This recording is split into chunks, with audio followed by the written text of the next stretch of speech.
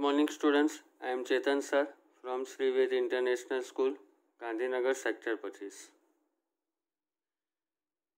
હવે 12 કોમર્સ અર્થશાસ્ત્રમાં આપણે પ્રકરણ 8 કૃષિ ક્ષેત્ર એ આપણે પૂરું કર્યું હતું.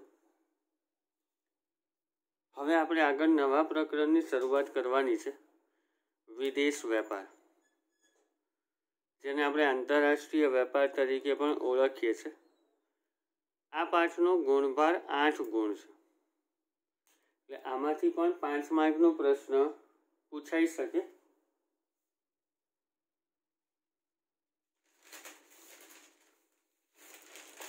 હવે આ પાઠમાં તમારે કેટલી વસ્તુ જોવાની છે, તો સૌથી પહેલા વિદેશ વેપાર ઉદ્ભવવા માટેના કારણો,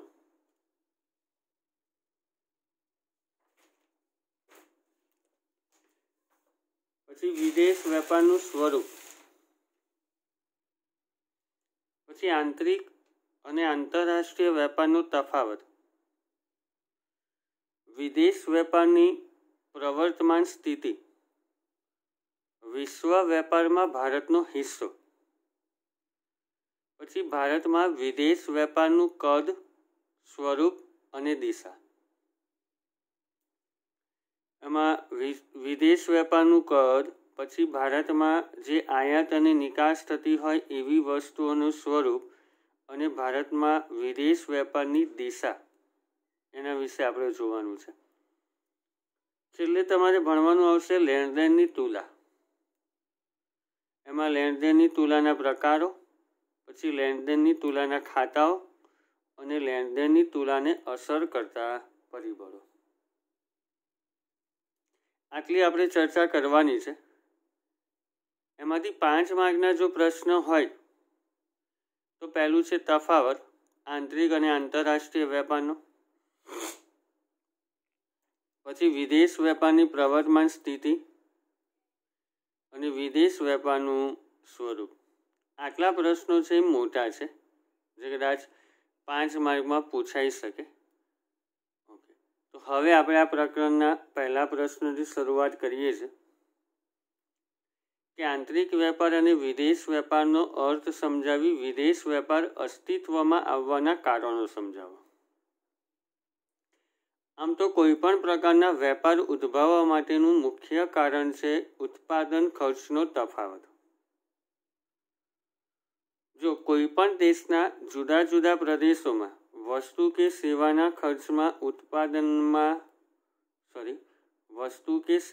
ઉત્પાદન ખર્ચમાં તફાવત આવે તો આંતરિક વેપાર ઉદ્ભવે,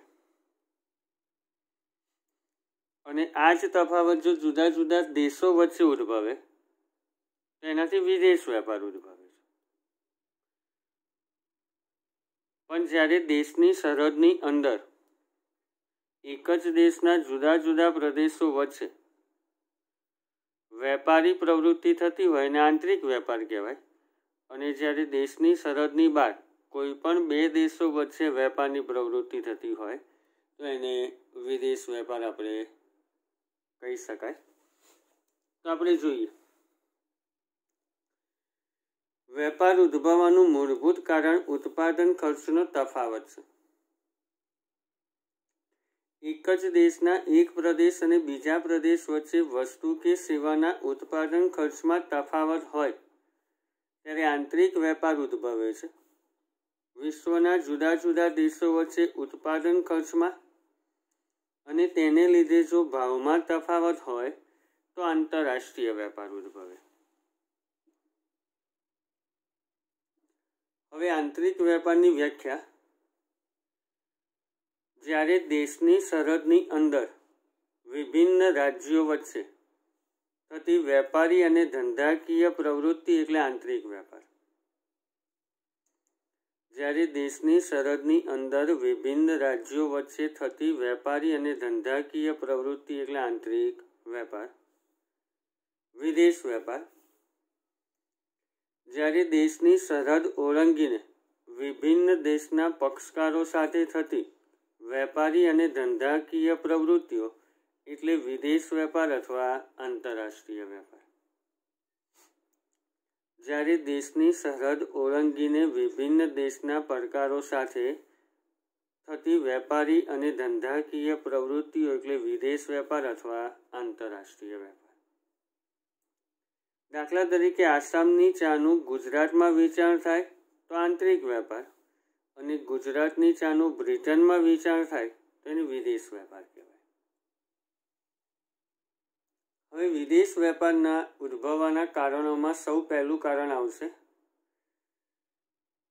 કે દેશના ઉપલબ્ધ ઉત્પાદનના સાધનોમાં તફાવત.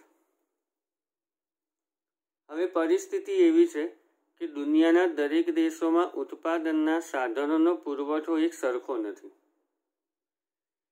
પણ આ સાધનોથી જે માનવ જરૂરિયાતો આપણે પૂરી કરીએ છીએ ને જરૂરિયાતો અમર્યાદિત છે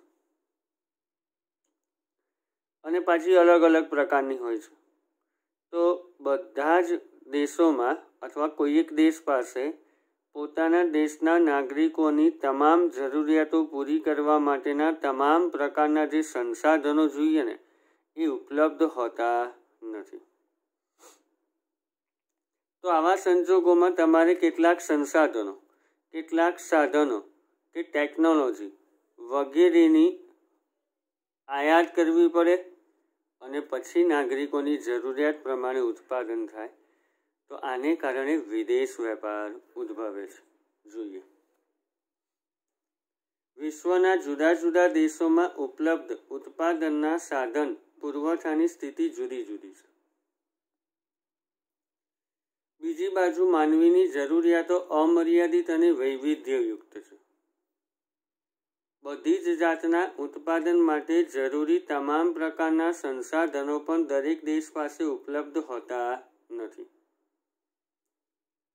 આ સંજોગોમાં વિશ્વના દેશો સંસાધનો, કેટલાક સાધનો, ટેકનોલોજી વગેરેનો વેપાર કરીને પોતાની જરૂરિયાત સંતોષે છે. તેથી વિદેશ વેપાર ઉદ્ભવે છે. ફરી, વિશ્વના જુદા જુદા દેશોમાં ઉપલબ્ધ ઉત્પાદનના સાધન પુરવઠાની સ્થિતિ જુદી જુદી છે. બીજી બાજુ માનવીની જરૂરિયાતો અમર્યાદિત અને વૈવિધ્યયુક્ત છે. બધી જ જાતના ઉત્પાદન માટે જરૂરી તમામ પ્રકારના સંસાધનો પણ દરેક દેશ પાસે ઉપલબ્ધ હોતા નથી. આ સંજોગોમાં વિશ્વના દેશો સંસાધનો, કેટલાક સાધનો, ટેકનોલોજી વગેરેનો વેપાર કરીને પોતાની જરૂરિયાત સંતોષે છે. તેથી વિદેશ વેપાર ઉદ્ભવે છે. હવે ઉત્પાદન ખર્ચ, જે રીતે સંસાધનો પૂરતા પ્રમાણમાં નથી એ જ રીતે સંસાધનોમાંથી વસ્તુનું ઉત્પાદન કરવાના ખર્ચમાં પણ તફાવત આવે છે. હવે એવું બને છે કે કેટલીક વસ્તુ અને સેવાઓમાં સાધનોની છત હોઈ શકે અથવા અછત પણ હોઈ શકે. તો આને કારણે ઉત્પાદન ખર્ચ અને એને લીધે વસ્તુની કિંમત બદલાય છે. તો આવા સંજોગોમાં જ્યારે ઘરેલું ખર્ચ એટલે કે ઘરમાં વસ્તુનું ઉત્પાદન કરવાનો ખર્ચ વધુ આવતો હોય ત્યારે આવી વસ્તુ કે સેવા અન્ય દેશો પાસેથી આયાત કરવાનું કામ સરળ અને સસ્તું બને છે અને આને કારણે વિદેશ વેપાર ઉદ્ભવે છે.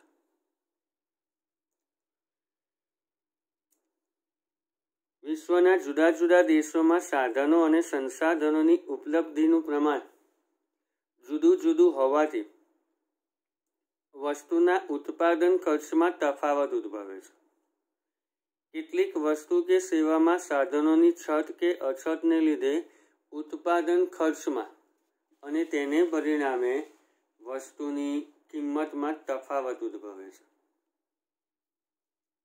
તેથી ઘરેલું ખર્ચ વધુ હોય ત્યારે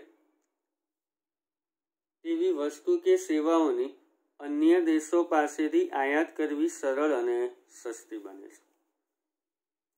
ફરીથી જોઈ લઈએ આપણે એક વખત. વિશ્વના જુદા જુદા દેશોમાં સાધનો અને સંસાધનોની ઉપલબ્ધિનું પ્રમાણ જુદું જુદું હોવાથી વસ્તુના ઉત્પાદન ખર્ચમાં તફાવત ઉદ્ભવે છે. કેટલીક વસ્તુ કે સેવામાં સાધનોની છત કે અછતને લીધે ઉત્પાદન ખર્ચ ઉત્પાદન ખર્ચમાં અને તેને પરિણામે વસ્તુની કિંમતમાં તફાવત ઉદ્ભવે છે. તેથી ઘરેલું ખર્ચ વધુ હોય ત્યારે તેવી વસ્તુ કે સેવાઓની અન્ય દેશો પાસેથી આયાત કરવી સરળ અને સસ્તી બને છે. હવે ટેકનોલોજીકલ પ્રગતિ. તો બધા દેશોમાં પણ ટેકનોલોજીનો વિકાસ એક સરખો થયેલો હોતો નથી. તો આવા સંજોગો પણ આંતરરાષ્ટ્રીય વેપાર માટે જવાબદાર બને છે. હવે અમુક દેશો છે ને અમુક પ્રકારની ટેકનોલોજીમાં પારંગત હોય, તો બીજા દેશો બીજા પ્રકારની ટેકનોલોજીમાં પારંગત હોય, પણ દરેક દેશમાં જે ઉત્પાદનના સાધનો છે એની કામ કરવાની ક્ષમતા પણ અલગ અલગ હોય છે. અને એને કારણે દરેક દેશોમાં અમુક પ્રકારનું જ ઉત્પાદન શક્ય બને છે. તો આવા સંજોગોમાં તમારે વિદેશમાંથી બિનજરૂરી વસ્તુઓની આયાત કરવી પડે, અથવા એવું બને કે આવી વસ્તુનું જો ઉત્પાદન દેશમાં જ કરવું હોય તેના માટેના સંસાધનો કે ટેકનોલોજીની આયાત કરવી પડે, અને એને કારણે વિદેશ વેપાર ઉદ્ભવે છે. ક્લિયર? તો જુઓ, બધા જ દેશોમાં ટેકનોલોજીનું સ્તર એક સરખું નહીં પરંતુ અલગ અલગ હોવાથી આંતરરાષ્ટ્રીય વેપાર ઉદ્ભવે છે. અમુક દેશો અમુક ટેકનોલોજીમાં માહેર હોય છે, તો બીજા કેટલાક દેશો બીજા પ્રકારની ટેકનોલોજીમાં માહેર હોય છે. દરેક દેશમાં ઉત્પાદનના સાધનોની કાર્યકુશળતા ભિન્ન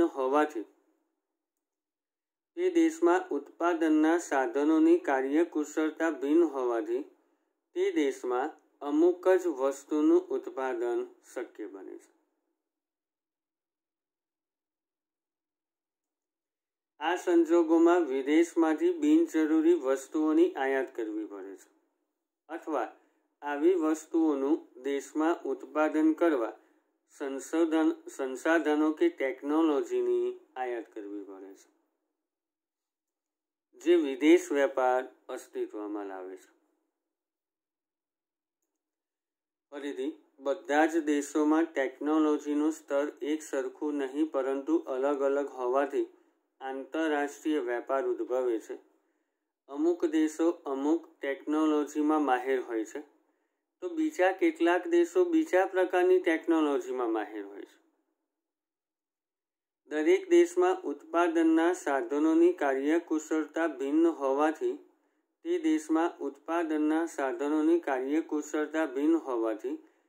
દેશમાં અમુક જ વસ્તુઓનું ઉત્પાદન શક્ય બને છે.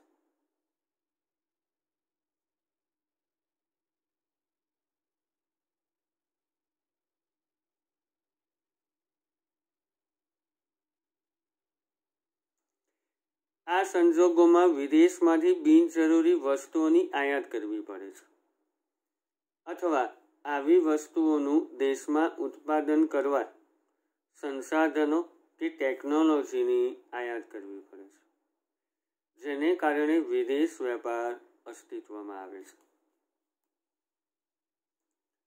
હવે ત્રીજી વાત આવે છે શ્રમ વિભાજન અને વિશિષ્ટીકરણ.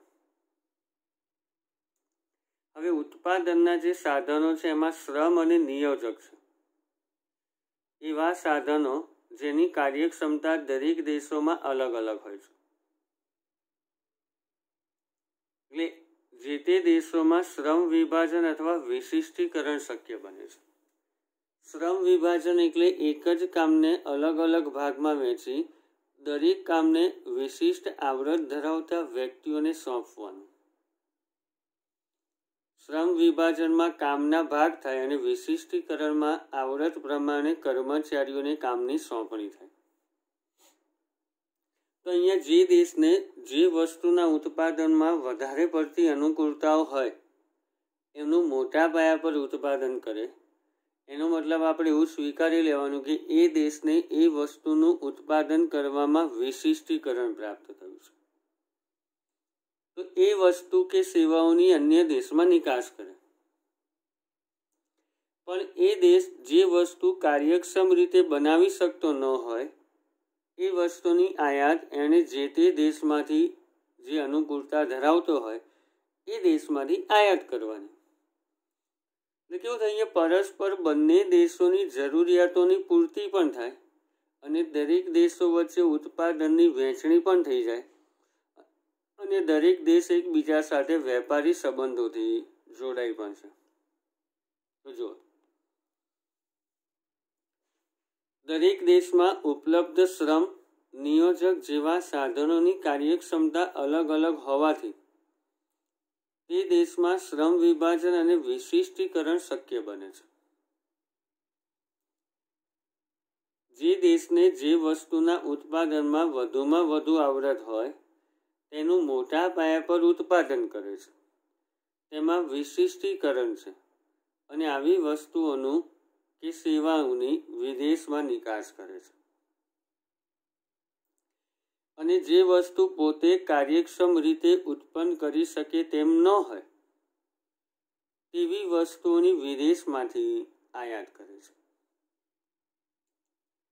તો વિકસતા દેશો જ્યારે બજાર અને કાચા માલની અનુકૂળતાને લીધે તે વસ્તુનું પોતાના જ દેશમાં ઉત્પાદન કરવા ઈચ્છે છે, તેની આવડત કે કૌશલ્ય ન હોવાથી વિદેશી નિષ્ણાતો કે તેમના જ્ઞાનની તથા ટેકનોલોજીની આયાત કરે છે.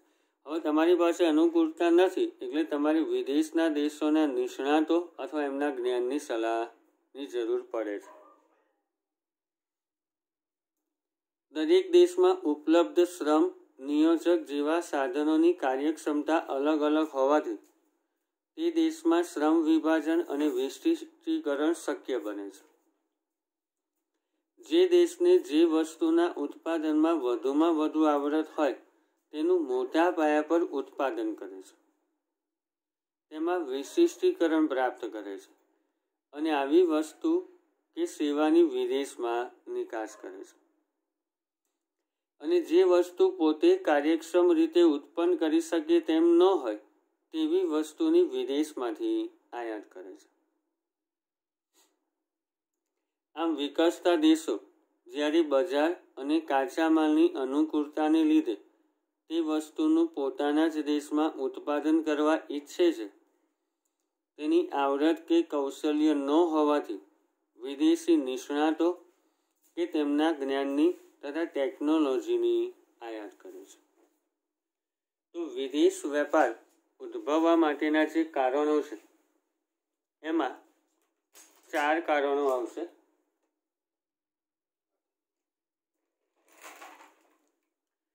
પહેલું કારણ હતું દેશમાં ઉપલબ્ધ ઉત્પાદનના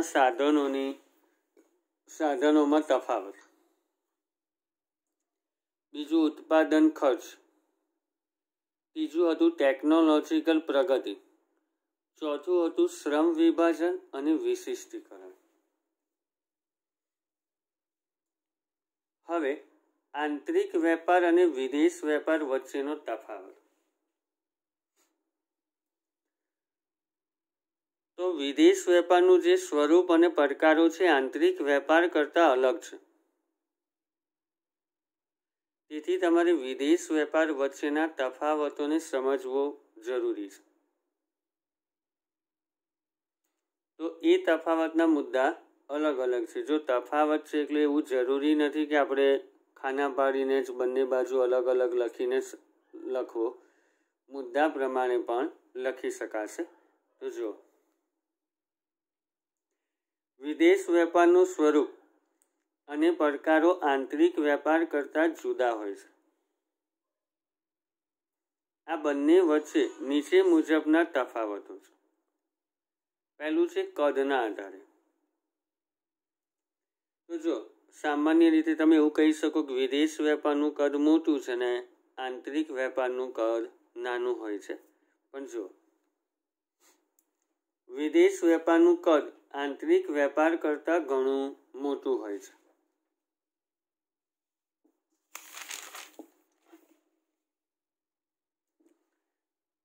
તેમાં અનેક દેશો, અનેક વસ્તુ અને સેવાઓ, અલગ અલગ દેશોના કાયદાઓ, પદ્ધતિઓ વગેરે સંકળાયેલા હોય છે.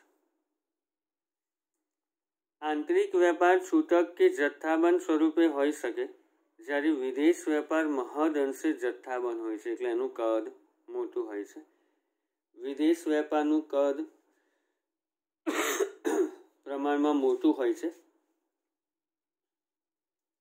વિદેશ વેપારમાં અનેક દેશો, અનેક વસ્તુ, અનેક સેવાઓ, કાયદાઓ, પદ્ધતિઓ વગેરે સંકળાયેલા હોય છે. આંતરિક વેપાર છૂટક કે જથ્થાબંધ સ્વરૂપે હોઈ શકે, જ્યારે વિદેશ વેપાર મહદ અંશે જથ્થાબંધ જ હોય છે, એટલે એનું કદ આંતરિક વેપાર કરતાં ઘણું મોટું હોય છે. વિવિધ ચલણો અને ચૂકવણીની પદ્ધતિઓ.